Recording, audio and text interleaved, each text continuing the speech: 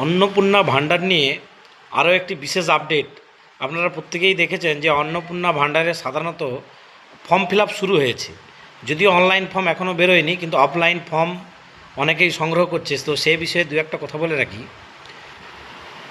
এই যে Annapurna form fill আপটা, এই ফর্ম ফিল আপ যে করছে টোটাল 12টা পাতা আছে, এবং এই অনলাইনে ফর্ম ফিল আপ করার ক্ষেত্রে কি কি অসুবিধা হচ্ছে না, অনেকেই আপনারা অনলাইনে অর্থাৎ কম্পিউটার সেন্টারে বা কোনো সাইবার ক্যাফে যাবেন, অনলাইনে ফর্ম ফিল আপ করবেন, কিন্তু সেখানে অনেক কিছু তথ্য আপনাকে কম্পিউটার সেন্টার যে অপারেটর তাকে দিতে হবে।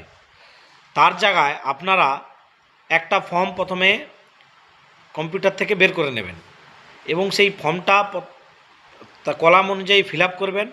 ফিল আপ করার পরে আপনারা কম্পিউটার অপারেটরকে সেই ফর্মটা দেবেন। তাহলে কি হবে, যে কম্পিউটার অপারেটর সে তার মতো করে সময়ে সে তার আপলোড করে দেবে। কারণ অনেক সময় সার্ভার ডাউনও হতে থাকতে পারে সাইবার ক্যাফেতে, তো সেক্ষেত্রে অনেক সমস্যার সম্মুখীন হতে পারেন।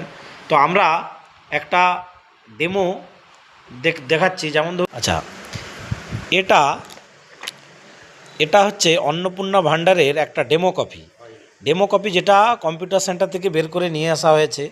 এবং বারবার বলছি, এটা কিন্তু অফলাইনে জমা দেওয়ার ফর্ম নয়। অনলাইনে যে ফর্ম ফিল আপ করবেন তার আগে অফলাইনে এই ফর্ম একটা ফিল আপ করে তারপর সাইবার ক্যাফের অপারেটরকে গিয়ে এই ফর্মটা দেবেন, এবং সাইবার ক্যাফের অপারেটর তার সময় মতো অনলাইনে এই ফর্মটা ফিল আপ করে দেবে। কারণ অনেক সময় সার্ভার ডাউন বা ডিস্টার্বও থাকতে পারে।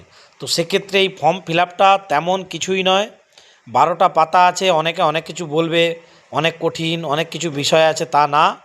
এই ফর্মটা খুবই সহজ। তো একটু আপনাদেরকে দেখিয়ে দিচ্ছি, এই ফর্মটা ভালো করে দেখুন। উপরে লেখা আছে অন্নপূর্ণা যোজনা পারিবারিক তথ্য সংগ্রহের ফর্ম। তাহলে একটা বিষয়ে এখানে পরিষ্কার বোঝা যাচ্ছে, এখানে পরিবারের সমস্ত তথ্য দিতে হবে। তাহলে এবার একটা প্রশ্ন, একটা পরিবারে যদি 2জন বা 3জন লক্ষ্মীর ভাণ্ডার পেয়ে থাকে, তারা যদি আবার অন্নপূর্ণা ভাণ্ডারের জন্য আবেদন করে, তাহলে তাদের কি আলাদা আলাদা ফর্ম ফিল আপ করতে হবে?